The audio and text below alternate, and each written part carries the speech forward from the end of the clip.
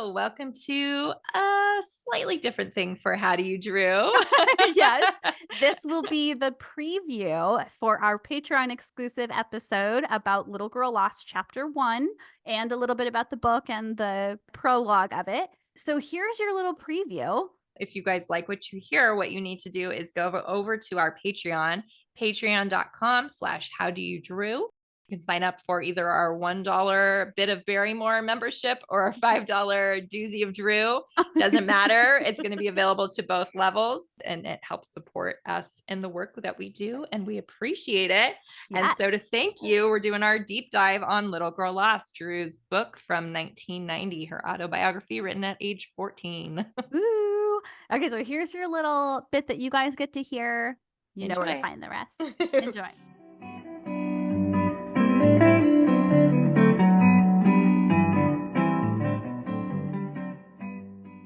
And yes, here we are beginning our Little Girl Lost exploration. Um, Yeah. And I guess some of you may not know, but you probably do. We'll be doing this chapter by chapter for our Patreon users exclusively. And then we hope to do kind of a wrap up that will be our regular episode. If you're a Patreon member, thank you. Thanks for being here. Yes, We love you absolutely. guys. Yes. All right, let's kind of start. We'll talk about the background of the book since this is the first time we're going to get into this. Mhm. Later on, we'll just kind of go a chapter at a time. But yeah, so the kind of way this came about was for People Magazine's January 16th, 1989 issue. They did a magazine cover feature on Drew. It was actually titled Little Girl Lost. Mhm. She wrote that with Todd Gold. That led into him co-writing the book with her. Mhm. And it's interesting the way that the book is divided. So they've got Drew's kind of first person description of the parts of her life, and then Todd sort of gives this kind of editorialized kind Yeah. of background of either what she's talking about at that moment or what's coming up next in the book. It's interesting, and they kind of have like inset sort of pieces. So it's tabbed over a little bit more Yeah, it's very when it's clearly Todd. delineated. Yes, and like a different font, right? Yeah, Yeah. yeah, which I appreciate. Yeah. Todd would go on to interview her again for Details magazine in 1992, and then he wrote the article for People magazine for her 1994 wedding. So that's kind of a fun thing. It is cool, and I always forget that, so that's neat. Yeah. He recently, thanks to Katie, our dear Patreon member and dear friend Katie, let us know about this. He posted a write-up on his Facebook during the WGA strike drama that was going on, and kind of posted this very paternal, lovely, long kind of explanation of just how he perceived Drew. And it was just really lovely. I'll read one part of it, and we pulled a couple snippets because it's very sweet, but we will link to it in the episode Yeah. page. So one portion says, I have nothing but admiration and affection for Drew Barrymore. I haven't seen her in years. I knew her ages ago, worked with her, wrote about her, liked her, laughed with her, ate French fries with her, rooted for her, and nothing has changed. Oh, French fries is a great little touch. Yes. Who doesn't love And then potatoes? I just thought that, yeah, right. I just thought this was beautiful. Drew is someone who has spent much of her life in the public eye, in front of cameras, every step and misstep documented and wrapped in braids of commentary and opinion. Every giggle and gaffe embraced and admired for brazen, unabashed, courageous honesty. She is married, divorced, flashed, starred in movies, produced movies, become a mogul, had kids, cried, laughed, stumbled, and soared in front of us. We've cheered her triumph and sent hugs when she shared her vulnerability. And that's just what she's let us in on. So sweet. Yeah, it's And just yeah, beautiful. and this is just from September. Is that when it was like around like October or September, Yeah, October last September. year? Yeah. Yeah. So this is the person who worked on this book that we'll be discussing with you guys. Like I think that's really lovely. And I think that we talk about the longevity of like people's impressions of Drew. Like they're like, Yeah. I met her this or I worked with her this many years ago and she was just the most lovely. It's And like she's still the same. yes, exactly. So it's lovely. So here we are jumping into the book they worked on together, which was published on February 1st, 1990, 34 years ago as of this year by Pocket Books, and the paperback was released in February the following year, so in 1991. And as we kind of have said, although I don't know if it's been super clear, we'll be doing chapters of this over the next year leading up to the 35th anniversary of the book's release. So here we are. Wild. Yes. Tell me about like your first experiences with the book, because I know it's very different than mine. Okay, yeah, my story's kind of interesting. So I had an older cousin, her name's Sarah, and she used to give me all of her hand-me-down books. She was a big reader like me. I was always a big reader. Yeah, and so this was one of them I got probably when I was like 10. I was definitely young. And I remember being like, ooh, this is like scandalous and naughty. I'm not reading this book. Like it talks about drugs. Didn't you also have like a similar reaction to seeing like the People cover or something? Yeah. Yeah, I remember seeing it when I was the same age, I guess, and being like, oh, that's sad, you know. Like she's naughty. Yeah. Little did I know. But yeah, Mila is so like you. It's so funny. I know. But I had it forever. And like, luckily I never got rid of it. I didn't get rid of any of my books back then. So eventually when I became like the fan I am and started getting interested in her life, it was like, oh, great. I'll just go find that wherever I have that book. So that's what I did. I know. And I totally just had all these memories coming back as we were digging into this. So I think the first time I read it was either in summer or Christmas time. And then I made it like a scheduled goal that I would read it every 6 months. So I would always read it in the summer and I would always read it at Christmas time. Oh my God. It's my Christmas book. But was the first time you read it like in like 98? Yeah, I'm sure it would have been. Yeah. Okay. So it was probably summer 98. And then, do you still read it that frequently? No, no. I wish I had that kind of time. Yeah. And then my other funny memory I had was I was so stupid. I think I was trying to kind of like copy Casey's book in Mad Love, where it has like the writing and the butterflies. Yeah. So in my paperback, which I have a copy that's just Thrash, that's my original version, I put all these stupid stickers and like letter stickers that spell Drew and my name. Yeah, so I'll share a photo because I opened that up. I was like, oh my God, I feel so like embarrassing. Are they letter stickers that say your name, or is it like oh yeah, both Murder Style magazine? No, there were stickers that were all like every letter was a different font or picture or whatever. My God. I know. Anyway, just fun things to remember. Luckily, I have a pristine copy of the paperback as well.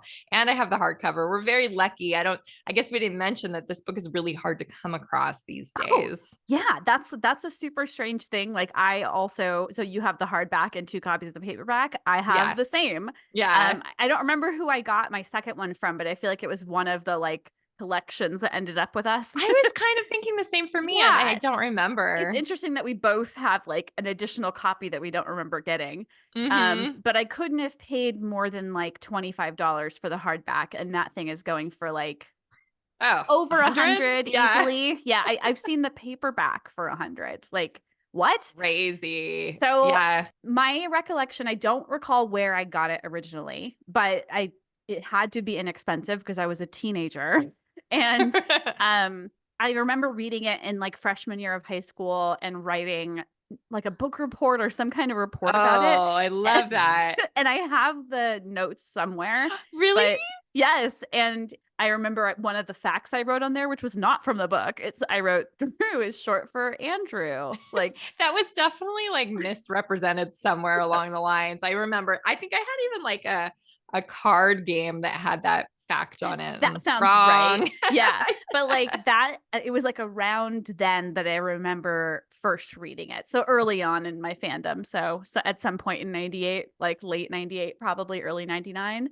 Yeah, we're so lucky that we had access to it. I know. In a way that just you don't anymore. I know. And I also was like, oh, I wonder if I ever like saw it at libraries. I remember seeing it like on the shelf at Barnes and Noble and stuff. So it's funny to think. You're right. Me too. Yeah. So I wonder if maybe at some point I maybe bought like a brand new one from there. You know what? I bet I did when I worked at Barnes and Noble. Because now I'm having another memory. I probably would like go over and visit the book. Yep.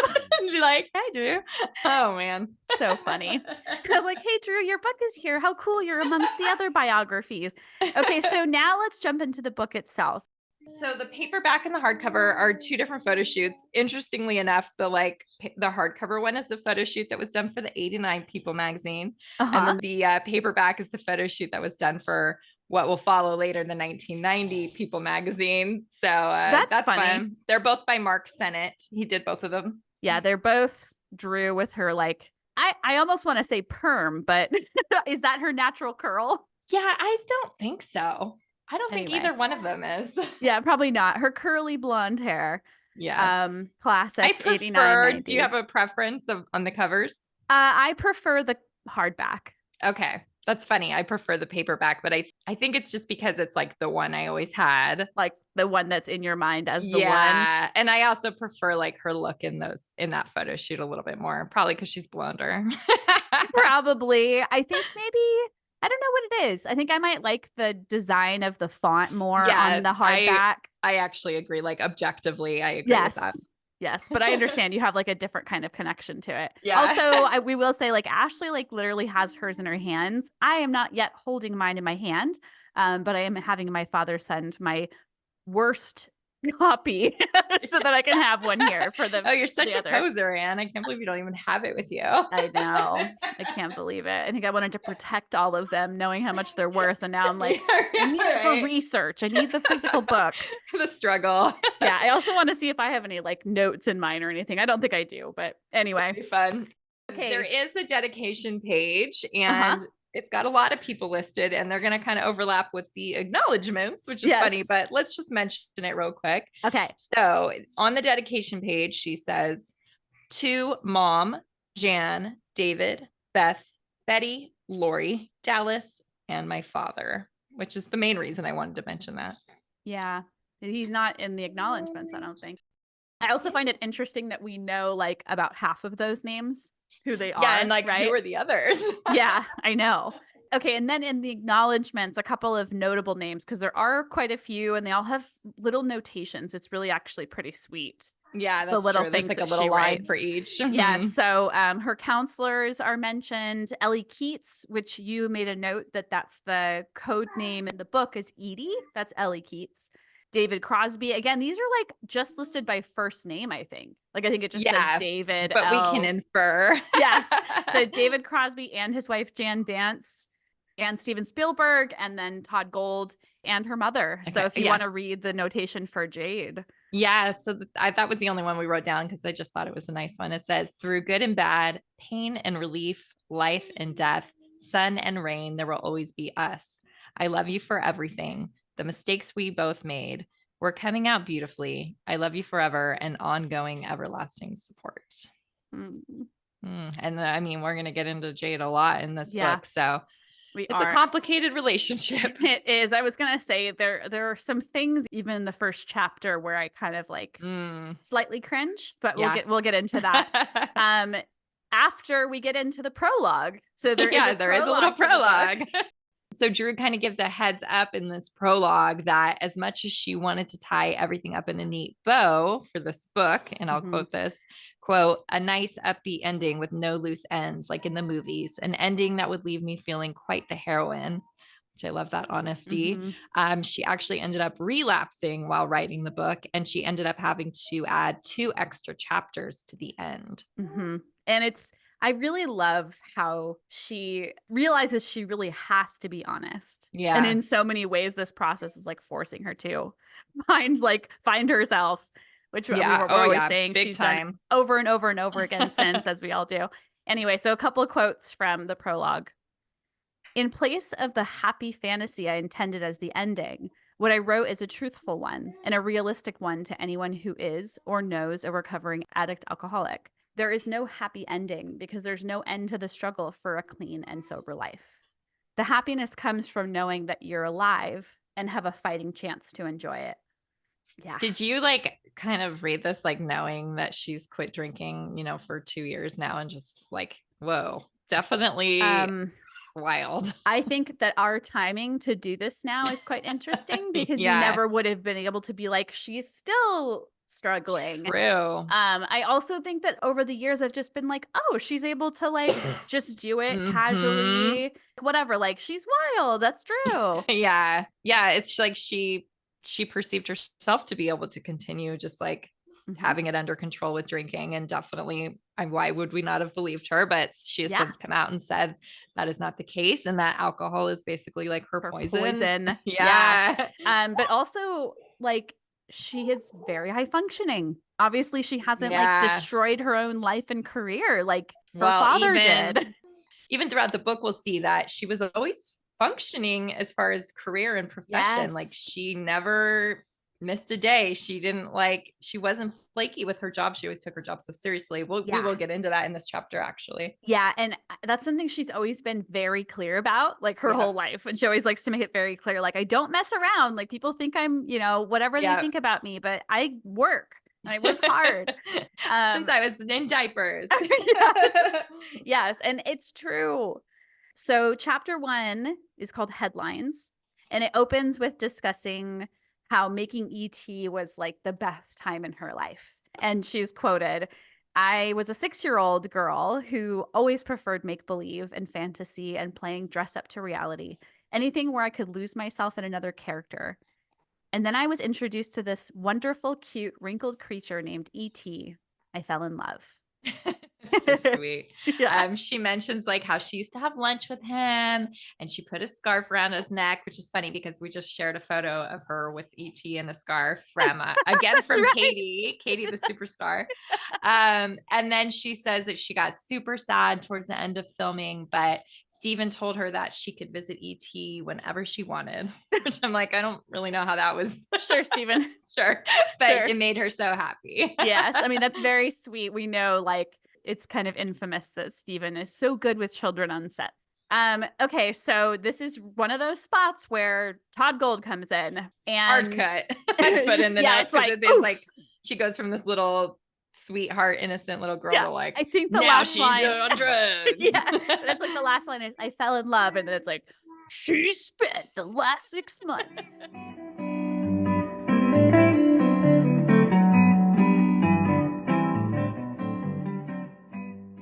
Okay, guys, so I know that felt abrupt, but I had to cut us off here. Gotta leave you guys wanting more.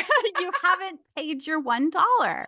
I feel like I'm like, whenever I turn on like NPR and they're having like a pledge drive, I'm like, damn it. PBS. From viewers like you. I'm like, sorry.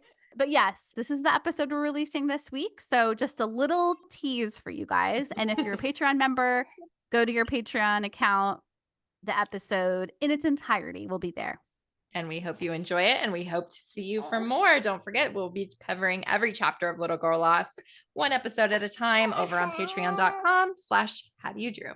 Okay, everybody, we will see you next Tuesday. Oh yeah, we're going to be back with a very timely Valentine's-esque episode that you won't want to miss. It's a fan favorite movie. Yeah. Bye-bye.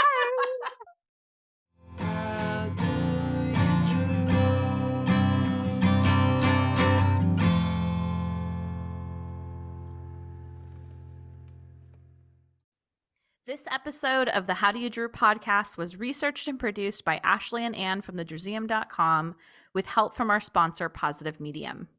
Special thanks to Matt Costa for our lovely theme song, Roxy Prima for our adorable logo, and last but not least, Drew Barrymore and all the Drewbies who love her. We do this for you. Thank you.